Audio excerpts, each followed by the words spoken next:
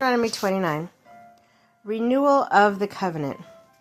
These are the terms of the covenant the Lord commanded Moses to make with the Israelites in Moab.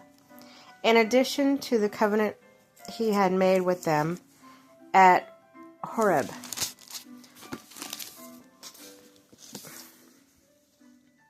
Moses summoned the Israelites and said to them, "Your eyes have seen all that the Lord in Egypt to Pharaoh, to all his officials, and all his land. With your own eyes you saw those great trials, those signs and great wonders. But to this day the Lord has not given you a mind that understands, or eyes that see, or ears that hear. Yet the Lord says, during the 40 years that I led you through the wilderness, your clothes did not wear out, nor did the sandals on your feet. You ate no bread and drank no wine or other fermented drink. I did this so that you might know that I am the Lord your God.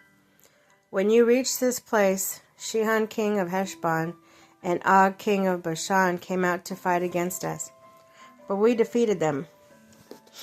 We took their land and gave it as an inheritance to the Reubenites, the Gadites, and the half-tribe of Manasseh. Carefully follow the terms of this covenant, so that you may prosper in everything you do. All you are standing today in the presence of the Lord your God. Your leaders and chief men are your elders and officials, all other men of Israel, together with your children and your wives and foreigners living in your camps who chop your wood and carry your water.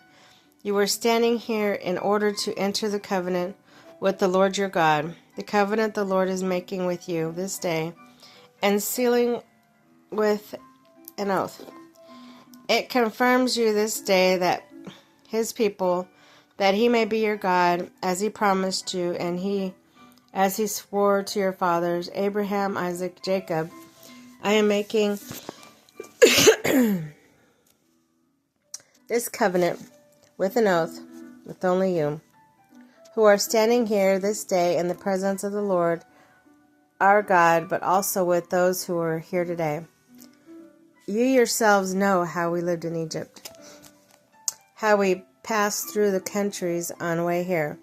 You saw among them their detestable images and idols of wood, stone, of silver and gold. Make sure that there is no man or woman, clan or tribe among you whose hearts turn away from the Lord our God and go and worship the gods of those nations, and make sure that there is no root among you producing such bitter poison. When the person hears the words of this oath and invokes a blessing on them, thinking, I'll be safe even though I persist in going my own way, they will bring disaster to the water land as well as the dry. The Lord will never be willing to forgive them. His wrath and zeal will burn against them. And all the curses written in this book will fall on them, and the Lord will blot their names out from under heaven. The Lord will single them out from the tribes of Israel for disaster, according to all the curses and covenant written in the book of this law. Your children who follow you in later generations and foreigners who come from distant lands will see the calamities that have fallen on the land and disasters which the Lord has afflicted it. The whole land will be burning with waste and of salt and sulfur. Nothing planted, nothing sprouting, no vegetation growing on it. Will be like the destruction of Sodom and Gomorrah, Admah, and Zeboim, which the Lord overthrew in fierce anger.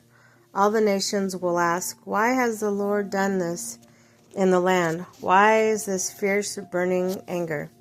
And the answer will be, it is because his people abandoned his covenant of the Lord, the God of their ancestors, the covenant made with them when he brought them out of Egypt. They went off and worshipped other gods and bowed down to them. Gods they do not know, the gods he had not given them. Therefore the Lord's anger burned against the land, so that he brought it on the curses written in the book.